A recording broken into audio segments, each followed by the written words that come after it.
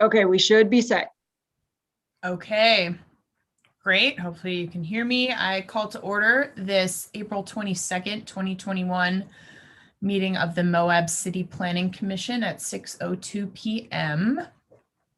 First item of business, well, we'll have a couple background things from Nora, our planning director, really quickly, and then we'll get to citizens to be heard this evening. Nora, you want to give a little intro on the meeting tonight and some of the shuffling that's happened? Yeah, so we had to make a couple changes to the agenda. The Cane Creek rezone will not actually be heard and discussed tonight.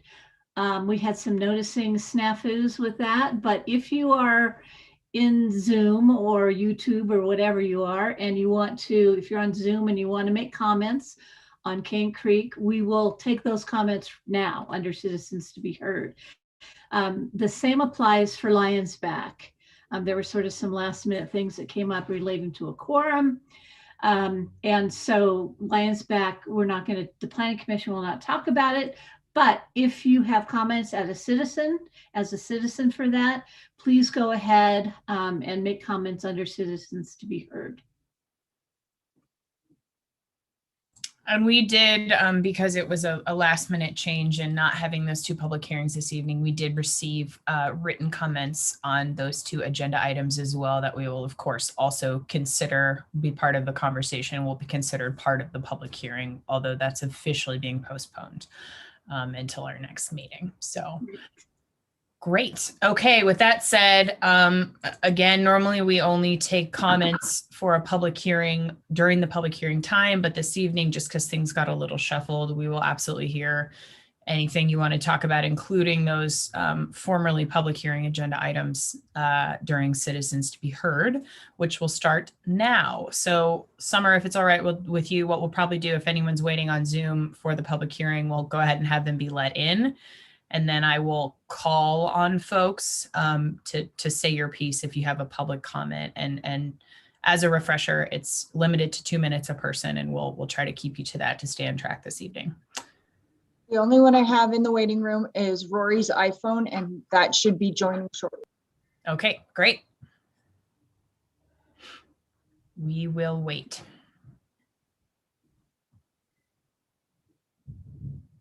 Isn't it great how good we've all gotten at Zoom in the last year? And we're not going to use it much anymore. I know, well, some of us. Okay, we're still waiting. Yes, I see him. Oh. Hi, Oh, Rory. hello. Oh, hi, Rory. So sorry.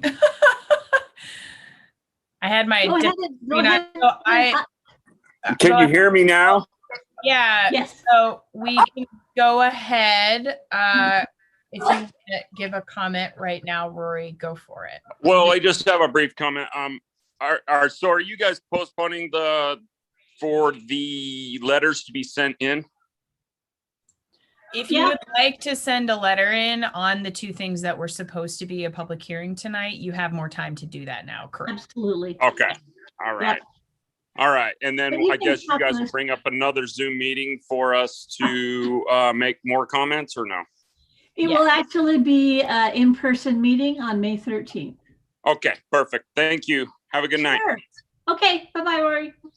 Thanks, Rory. Okay. Nobody else, Summer?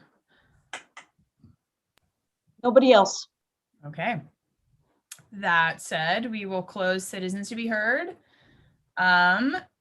Next item of business, really quick, I will just read off if there's folks who aren't able to see in attendance. We have Summer Johnson, Recorder, Nora Shepard, Planning Director, me, Kaya Marienfeld, Planning Commission Chair, Ruben Villapando Salas, Planning Commissioner, Lukasz Wojciechowski, Planning Commissioner, and Becky Wells, Planning Commissioner, as well as Chuck Williams, City Engineer, and Caitlin Myers, whose official title I can't see all of, but Senior Projects Manager. There we go. So I was forgetting your official title, Caitlin. Apologies. Okay, great. Next item of business, we have some minutes to approve. 3.1, the minutes from January 28th, 2020, 3.2, the minutes from February 25th, 2021, 3.3, the minutes from March 11th, 2021. If any commissioners would like to entertain a motion to approve or amend those, we can hear that now. I wanted to amend that my name is spelt wrong on all of them in different Oh. cases. Whether there's an I instead of an E or there's missing an L.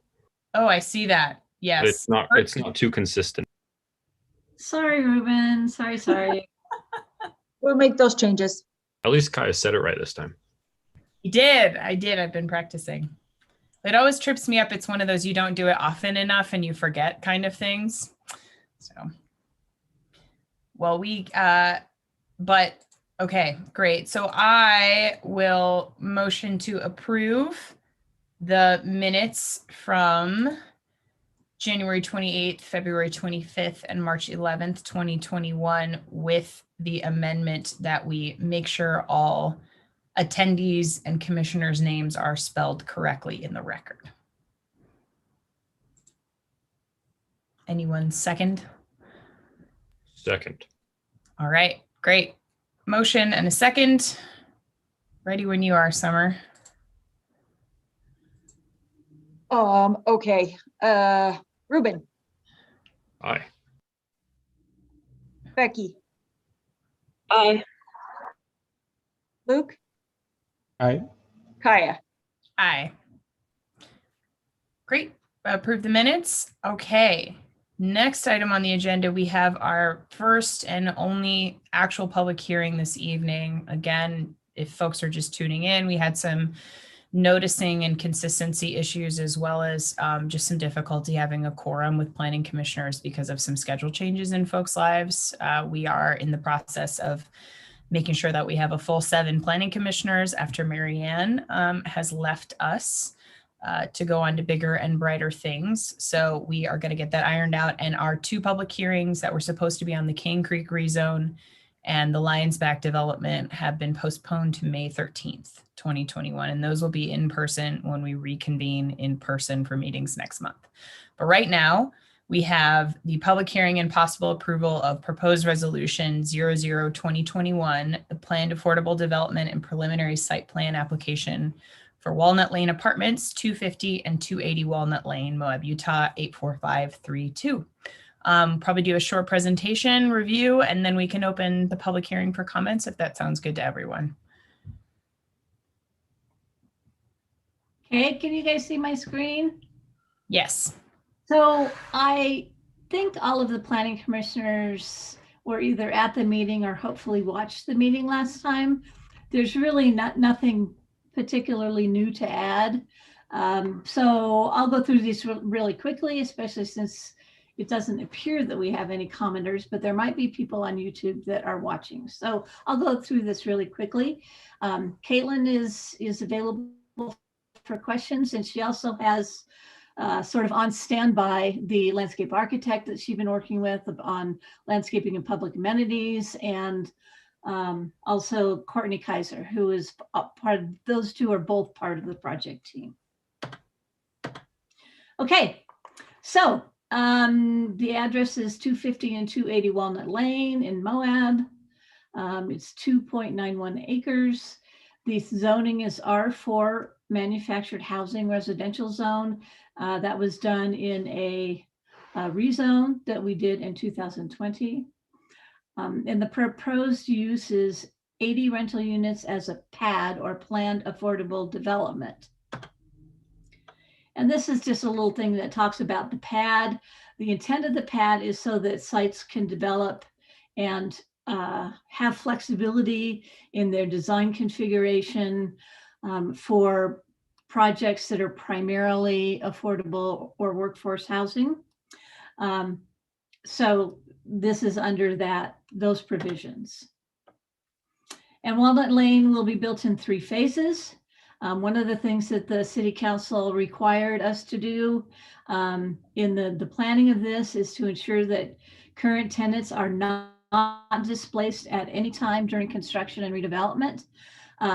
So the first phase take place in the southeast corner, and then we'll move some folks, and then the second phase Well, we're trying to do the phases so they will have the least impact on folks that are remaining on site.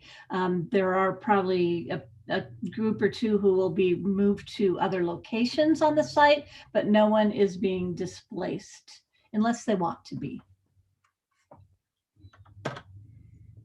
So this is where the site is. It's on Walnut Lane. And all of the zoning and the streets are pretty well identified. Thank you, Corey, who's not here tonight, but he's the map maker. And it shows the R4 zone. It shows the outline of the parcels for Walnut Lane. This is the preliminary master plan development. This is what the planning commission is being asked to vote on tonight. And so it consists of stacked duplexes along the eastern edge of the property. Those would be a unit above and a unit below. Along the back of the property, again, would be a two-family duplex types of units, and we don't know the final design of those yet. Actually, but those will be, we did that so that there's a good buffer between the residential to the north and these units. And we also felt that the duplex units would be better in terms of compatibility with those existing single family residences. And then there would be two apartment buildings. That one is proposed to be 2 stories and one is proposed to be 3 stories. And then there are some apartment buildings in this location, some apartments in this location as well. This parcel is an in-holding and is owned by a private property. And so at this point in time, this is not being planned as part of the pad. So as I mentioned, the property was purchased in 2018. It was a trailer park with 37 units that had some pretty major maintenance issues going on. 10 units have since been removed, and that's through natural attrition, and some of them had to be condemned, and there was fire, and so there have been some issues out there. So 10 units have been removed. So there are 27 currently occupied units. This is the proposal is for 80 units total. And the whole point of this is really to redevelop the site for a higher standard of living while maintaining affordability. So the site needed cleaning up. We did offer an RFQ or a request for qualification or proposals, and developed a project team that Caitlin is in charge of. And we have landscape architects. We have Courtney Kaiser, who's an architect. We have set engineering. And so that group has been working with our staff over the past many months to come up with this preliminary master plan development, or this preliminary pad development. So again, the whole point of this is to have units that are affordable. And so there's a requirement for deed restrictions that provide affordability of the units for a period of not less than 50 years. And the planning the proposal does include restrictions more than the minimum required as to income level. So the Planning Commission's role is really to look at the preliminary site plan, which is what we have before you. If this were to be a subdivision and parcels would be sold out, it would be a preliminary plat, but this will all be rentals at this point in time. So it's a preliminary site plan as a planned affordable development. So the Planning Commission holds a public hearing to review the application, review the public comment, and then they may approve the application, deny the application, approve the application subject to conditions, or table the application pending receipt of additional information. So the preliminary plan needs to demonstrate that they meet the criteria that are set forth in the in the Moab Municipal Code land use regulations that talk about the pad development. And I'll go through that a little bit.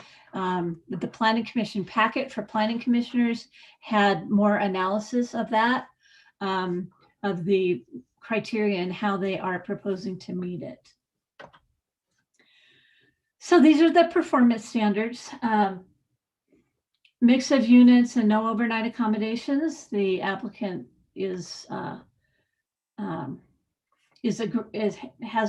that's what their plan is. And the market, there is an allowance for market through units up to 30% of the product. We are not going to take advantage of that full for 30%. And I'll talk about that a little bit. There are no minimum unit sizes per se, but all the units must contain a kitchen, bathroom, bedroom, living room, storage space, and parking, which they all do.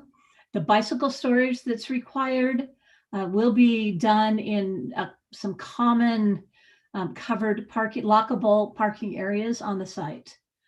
So not necessarily immediately adjacent to the units, but that's what made the most sense.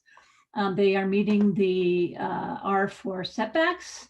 They have to provide open space and common facilities, which have been provided and will be refined as we move forward. They've been provided through a public process, which includes many of the residents of Walnut Lane. And then stormwater needs to be dealt with, and the engineers are working hard on that and are to a point that they feel comfortable that we're moving forward with the stormwater management plan. And then there are sidewalks and trails that are required. Parking says at a rate of not less than 1 off-street space per 1-bedroom unit, and a maximum of 2 off-street parking spaces for each 2-bedroom or larger unit. Language is really confusing. And anyway, they're providing 132 parking spaces, which meets the requirements. And again, they will be built in phases along with the project. The lighting that's proposed is being dark sky compliant, and we will the dark sky, all of the fixtures have to be dark sky compliant. And we've been working with the project team to call out specifications for those in the first phase. Manufactured housing, if at some point in the future we decide to put trailers up, which we are not at this point, or manufactured homes, they'd have to comply with the building code, of course. The project is hooked up to municipal culinary and wastewater service.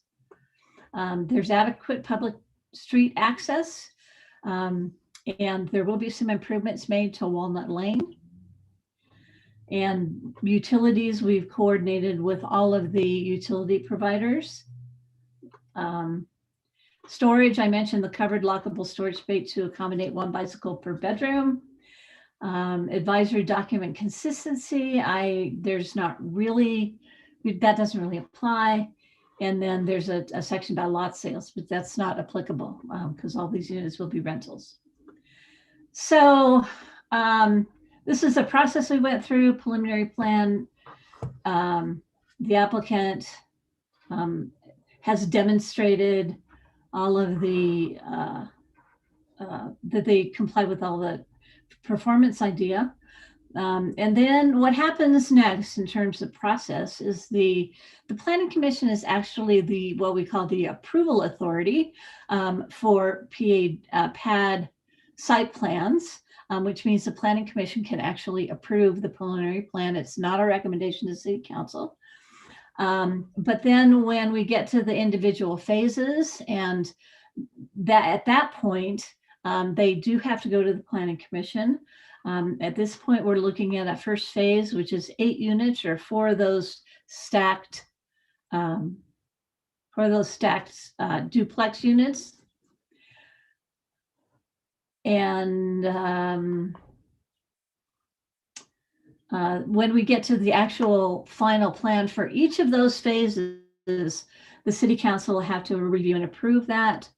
And at that point in time is when we get into the nitty gritty about the affordability concepts. We have concepts at this point, but really strict affordability controls. We need to start to enter into the housing agreements and restrictions. It's when we finalize the utility plan and things like lighting for all the lighting associated with phase 1.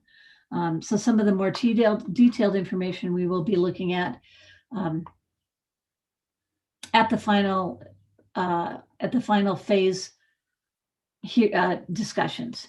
So at this time, the Planning Commission is just being asked to to approve the preliminary site plan for the Walnut Lane planned affordable developments. See if I can figure out how to stop sharing. There we go. Yay. I had trouble with that before. Okay, so. Thank you, Nora, for the review and then the background. And we can, if we have other questions, if there's things that, if we have public comment, if folks have questions during the public hearing, you're welcome to ask those. And we have a whole host of people involved, including the senior projects manager, Caitlin Myers, for the city, who's been the excellent point person on this project, who can probably answer any and all questions. So feel free to ask. I sent the Planning Commission this afternoon the missing resolution. So you all should have received that. And actually the action you're being requested is to approve that resolution, which in effect approves the preliminary site plan. Correct. Thank you. I was just pulling that up. So that was for planning commissioners, the email resolution approving Walnut Lane, which would be the proposed resolution if we would like to approve the preliminary site plan, as Nora just explained. Okay, all that said, I will now, if we're ready, Summer, open the public hearing for the possible approval of proposed resolution 00-2021, planned affordable development preliminary site plan application, Walnut Lane Apartments at 6:24 p.m. I do not have anyone in the waiting room except for Anne with DHM Design. Okay. Okay. And to clarify, we did not get any public comments on this agenda item. Confirming that that's correct. If you sent one, if you think you sent one and you're watching, please let us know. We will make sure that that makes its way into the public record, but neither via the comment submission form or email have we received anything yet. So Caitlin, maybe we can give Caitlin an opportunity. Of course, there's nobody there may be people listening. So maybe we could give her an opportunity to just talk a little bit about the phasing and then the affordability plan, because those are kind of two big major pieces. Yeah, great. Really quickly, first, we're missing a few planning commissioners tonight. Planning Commissioner John Knight had a few comments on the agenda items. I just want to make sure that I'm reading that he sent via email. He said, Walnut Lane, fundamentally, I do not agree with government agencies competing with private industry for anything. I believe government's job is to set sound policy to drive the objective outcomes they desire. However, for this particular project and where it is in the process, I would approve the request for the preliminary site plan for Walnut Lane to include 80 units. It is a well thought out project that will serve the community well. So that's John's comment. The rest of us can discuss after Caitlin responds. So. Sure. I mean, I can verbally talk about it. It might be easier if I just quickly share a presentation. Yeah. Okay. Yes, great. You can skip through the stuff you don't need. Okay. I'm just going to start from the site plan. Wait, did this out of order.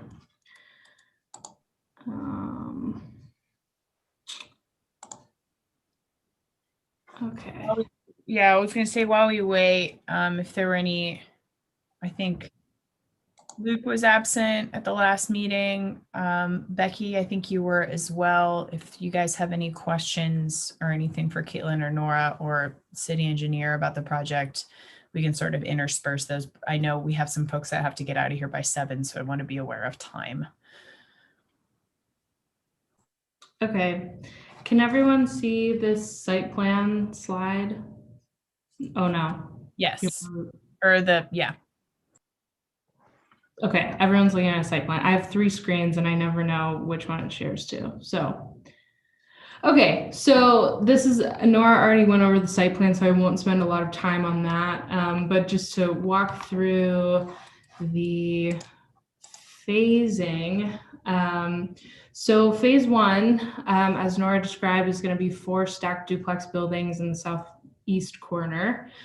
We currently have 2 trailers right now, and we are in the process of, we just approved a bid to demo those in the next couple of months, getting ready for that development. And the plan in terms of phasing and moving tenants around. So these 2 trailers are not going to be an issue. And then we will take the 7 trailers on the southwest side, move them into the new units. And then we will redevelop that southwest section into the 24 unit apartment building. And then with that 24 unit apartment building, we will have enough housing to move everyone else on the site into those units, so that we will have space to redevelop the back half. So that's really quickly our phasing plan. And then once we have the 3rd phase rebuilt, we will be able to redistribute the residents if they want to move into a different unit. But we are really happy that we've been able to figure out the phasing for that. Going into affordability, the city really prioritized wanting to have housing across all income levels. We really recognize that we have a huge need, not just for very low income residents, but there's, I mean, you guys probably have seen and heard the city itself is in need of housing for our employees. So we definitely wanted to do a really good mix, and our priority is actually going to be on moderate income units. As you can see in that breakdown, that's the highest concentration of units. So regarding our phasing plan, we are kind of front loading some of our extremely low to very low, some moderate income in those first 2 phases to accommodate the income levels of our current tenants. And then in that phase 3, we will be introducing the market rate, and we'll be providing more workforce housing in phase 3. I think in your packet, there should be a breakdown. I don't know if you want me to go into the explanation of how those calculations came up, but for the income restricted units, we are using the same calculations that HUD uses to calculate rents for their units, LIHTC or otherwise. So it's the same formula. And then market rate is kind of based on a market rate study that I did in the community of housing from the last couple of years. So that's where I got those numbers from. Nora, do you want me to go into anything else? I have a question, Caitlin. What is and I know this is in all the wonderful materials that you've sent. What we're starting with now as far as units versus what we're going to have at the end of all of the phases for units, just pure numbers? Like regarding affordability levels? Or... No, I think just in general. So how many units of housing are currently there that we are replacing, and how many will there be at the end of the project? Sure. So when the city purchased it, we purchased 37. There were 37 trailers on the site. Right now we have 27. So we will be building 80 units. So we'll be almost doubling our density on this site. So that means that there's no need for anyone who's currently living on site to be essentially made to take any of the moderate or market rate units unless they would like to. Correct. I mean, unless they naturally fall into that income category. But we will be kind of, based on our current tenants, we'll be qualifying them and then kind of allocating them into these categories. And then based on, qualifying our current tenants and figuring that out, we'll have a better idea in phase 3 of the units that we'll have remaining. Does that make sense? Yeah, totally. I just wanted to make sure that it was, I guess, super clear that we weren't replacing what is now low-income housing with anything other than better, higher quality, low-income housing at the same sort of price point for folks that qualify, because we are adding market rate things when there aren't market rate things there now, essentially. So Correct. cool. Yes. That's great. That's an incredible amount to be able to get on that site. It's a really large site. It's deceptively large, actually. So that's awesome. It is. Yeah. Thank you. That's super useful, really helpful. Summer, just confirming that nobody else has showed up in the meantime. Nope. Great. Great. Thanks, Caitlin. Planning commissioners, we can hear a motion and then have discussion. We can have discussion now. Keep asking questions of staff, whatever you all want to do. I have some questions for Caitlin. Yeah. I was just curious how the estimated rents compare to the total investment and what the cash flow of the project looks like. That's a great question. So I can pull up that pro forma if you guys would like to go through that. The long or the short of it in terms of funding, I think I just got a couple of nods. Do you want me to pull that up? Yeah, the planning commission review.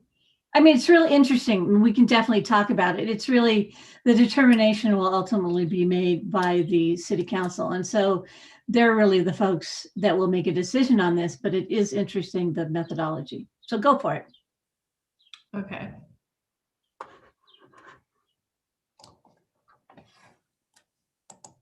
Okay, and you'll have to forgive me. I feel like I've tinkered with this off and on and haven't shared a formal version in a while. And it's a long kind of spreadsheet. So if you guys want me to zoom in or kind of pan around, I'm happy to do that.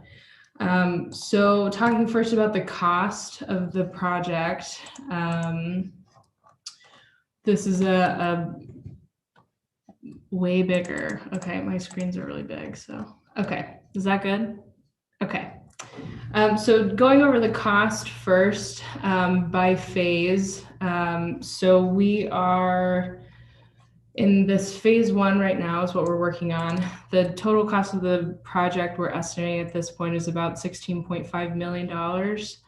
And so this first phase is going to be, right now we're probably at 1.65. It's really going to depend on what our infrastructure costs come in at. But right now we're looking at about $272 a square foot for the entire development. And that is including improvements to Walnut Lane and some pretty significant infrastructure upgrades to water and sewer that goes under the site.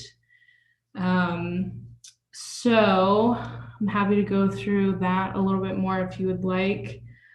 Going into the revenue side, these numbers are going to be, I'll zoom in on this part.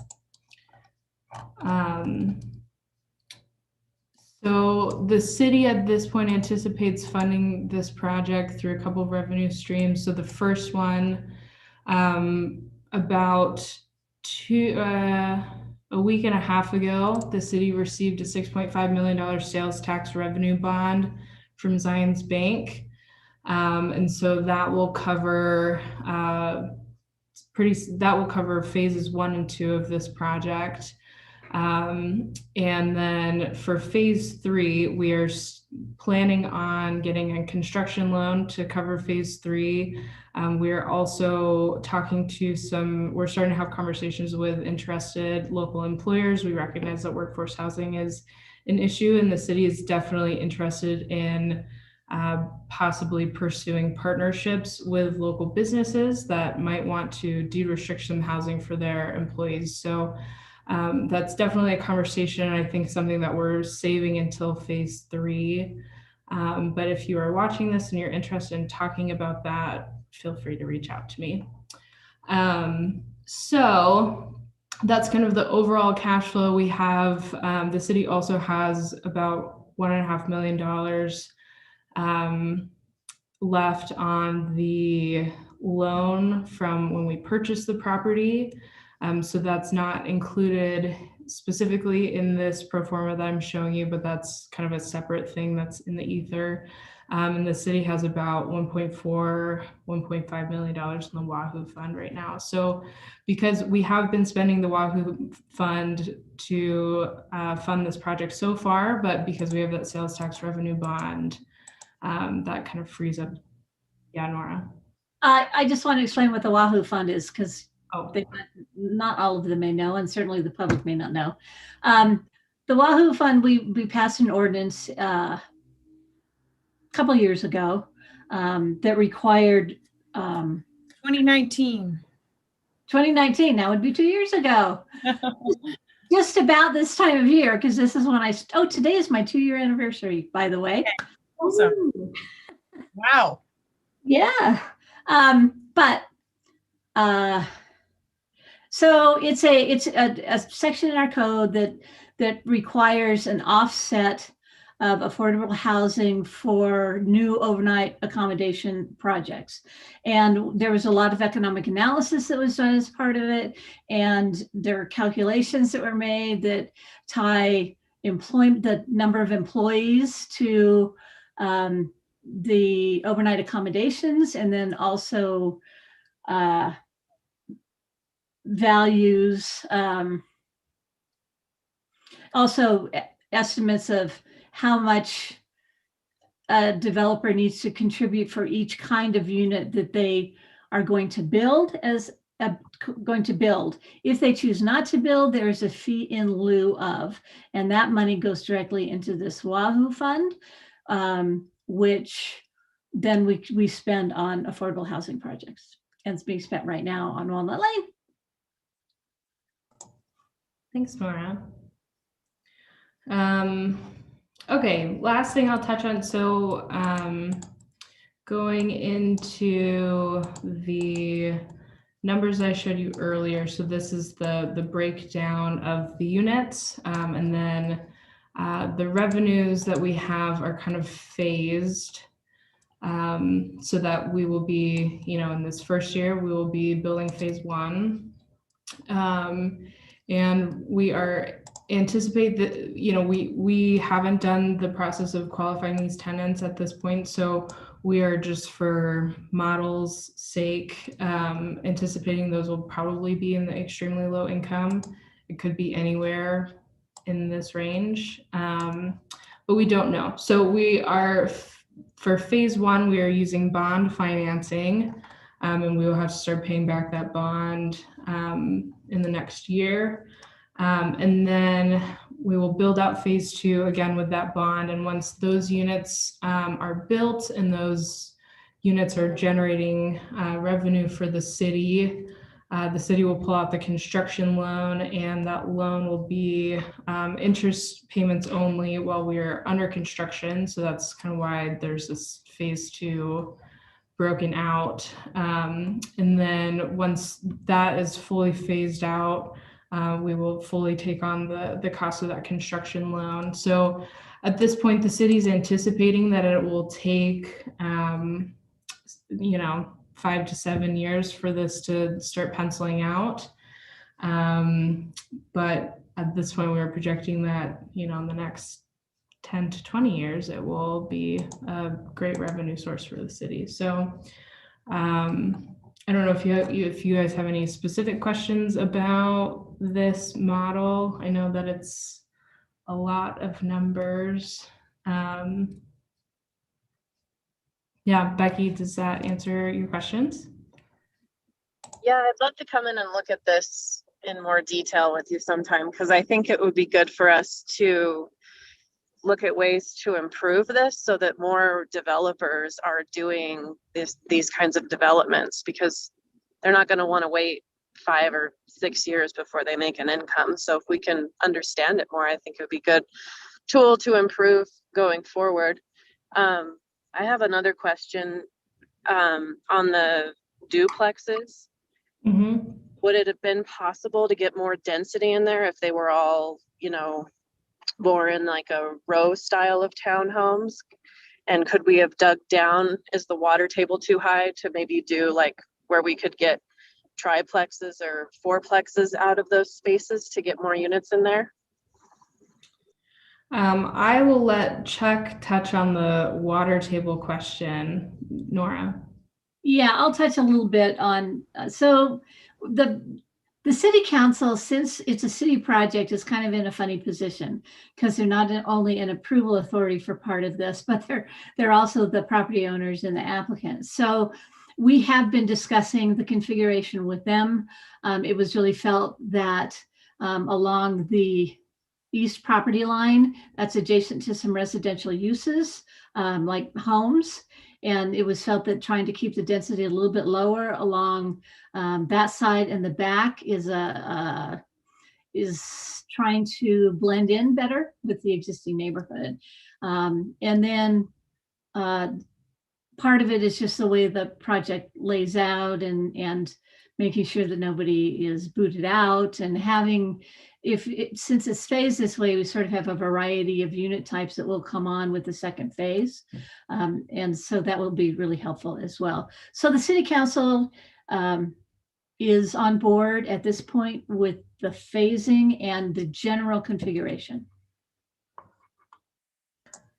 And Becky, just to add on to that, a couple of thoughts about that. Parking was a big constraint to us. I'm saying that as the applicant.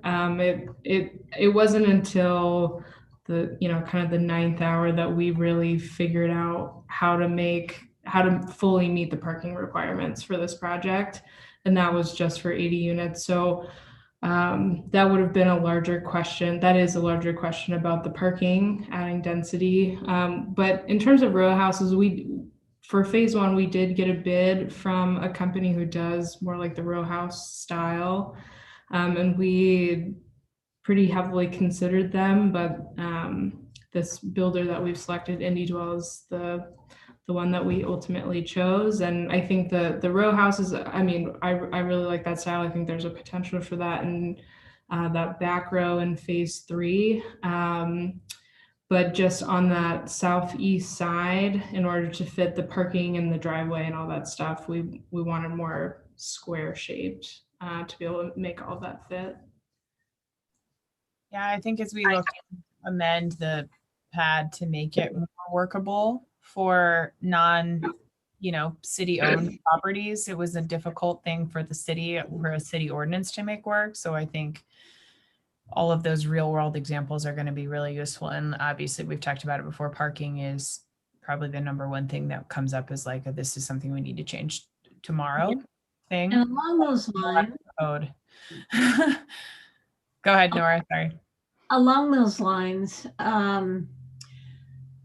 yeah, this is the first time we've actually used the pad. And so since we're the applicant, Caitlin has a lot of really good experience now with it. And I think one of the reasons that the pad has not been utilized by other folks is because of the parking requirement. People are having trouble meeting that and making it pencil or just physically fit on a site.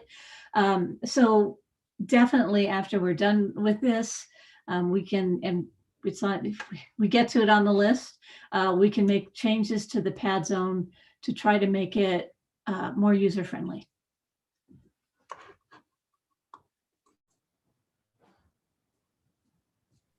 It seems like it might be a good time to change it now so we can get more density for the city's project.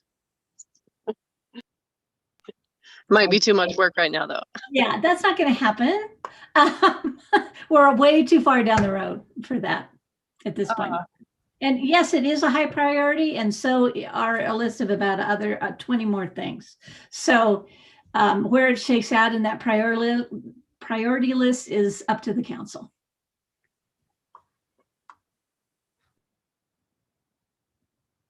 Yep. Is the water table too high to dig down and get a unit, maybe at half grade so that you might get one more space without creating view shed problems for the residential neighborhoods? we can't park it in the first phase, and there's a bunch of utilities down there. And yet this is an old project and it's been there for a long time. And who the heck knows what we'd run into if we had to go very deep at all. So it's just not advisable at this point to go into the ground because we don't know what's there. Chuck, do you want to add anything? Got it. Yeah, I can tell you that the water table in that area of town fluctuates between 15 and 25 feet. We've been monitoring it for the last 4 years. We have wells in that area. So it's in all likelihood, it would have required special foundation treatments if we were to go to that route. And I'm not sure it would have been a good route to go. In the period of drought, of course, the water table is lower, but we have wet years as well. 2 years ago was a really wet year. So it was marginal, Becky, if whether or not it would have been feasible, and it would have required special foundation techniques, which of course would have raised the rates, the costs. Got it. Thanks, Chuck.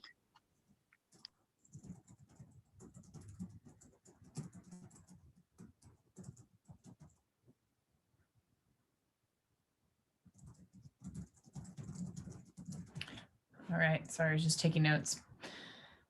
Okay, any other questions for any staff or comments from any of the other planning commissioners? Well, we have some time. I think I'm out of them. All right. That said, we have had our public hearing. We have had some discussion. We can entertain a motion now if anyone would like to make one. And then we have our proposed resolution for planning resolution. Wait, that says that has different number on the proposed resolution than on the agenda. Which one is correct? What's on the resolution? It says 12/2021. Yeah, so I think the thing that's on the, let me see. The agenda says 00/2021. That's because I didn't know the number. Ah, okay, great. And I apologize for not giving you the motion in writing, but basically what you would be doing if you choose to approve it is to approve the ordinance and then read the title of the ordinance. If you want to deny it or recommend, deny it, you would have to have very specific findings as to what section of the codes aren't being met. And then if you need additional information to make a decision, then you could continue it. Great, thank you for the clarification. So this is planning resolution 12/2021. Great.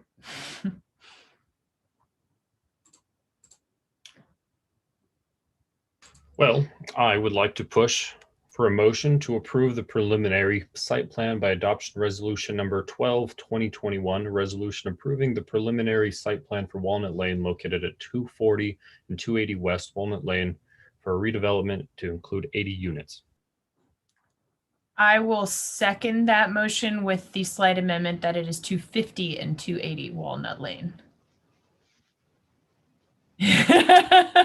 Of course, I had to flip I back. will second that. Great. So motion, a second. Any other discussion from folks? Otherwise, we can go ahead and vote. I think it looks great. I think if we can get parking revised by phase 3 and get a few more units in there, I would be really happy with that.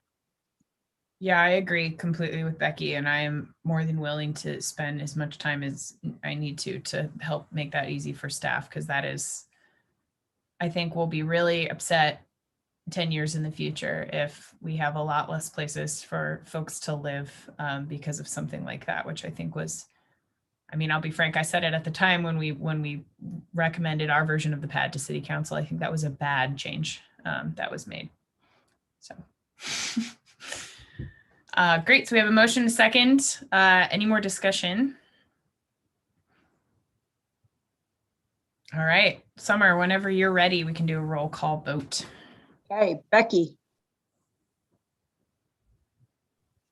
Aye. Ruben, Aye. Kaya, Aye. Luke, Aye. All right, motion passes unanimously. Congratulations, Woo! Moab City applicant. This is Woo-hoo! big. Yeah. It's really exciting, and just personal and professional kudos to Caitlin in particular for working your what off to make this work. Caitlin has been amazing, truly amazing. It's been a huge team effort. I mean, the amount of city staff that have been involved with this Walnut Lane project, it's definitely not just me. So credit to my team, but thank you. Yeah, we're excited to be here. Really great. There's a huge need for this, and I'm excited. Hopefully this is the first of many projects like this that we're able to provide for the community. So super important. Awesome. Thank you to all.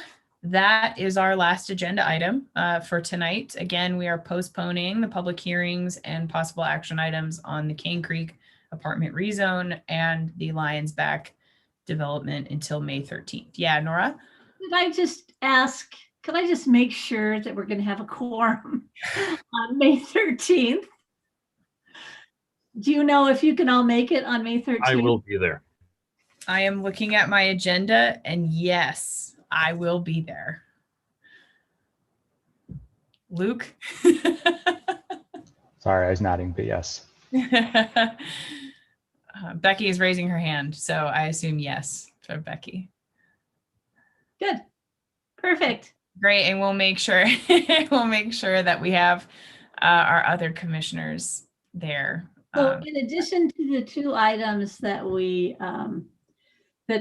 postponed from tonight, which are the Cane Creek rezone and the Lions Back public hearing and preliminary site plan, we will also, I'm going to notice ordinance provisions for breweries and distilleries in the C3. And actually, we don't even, it's not mentioned anywhere in our code. So we're gonna look at them for both the C3 and C4 in different configurations. So we will have a public hearing on that. And then another public hearing will be scheduled on the parklets, I hope. There's still some kind of tricky things I'm trying to figure out, but the goal is to have that also on that agenda. Great. Wait. Rural town in Utah doesn't have breweries or distilleries anywhere in their code? I'm so shocked. So shocked.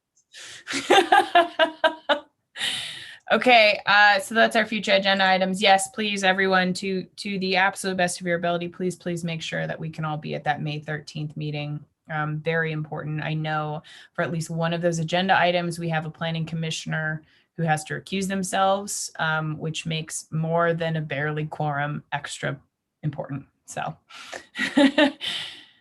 okay. Anything else from staff? Thanks, Chuck, and Summer and Caitlin for all being here this evening too. All right. Thanks, everyone. We will adjourn at 6:55 p.m. Perfect. See you in person in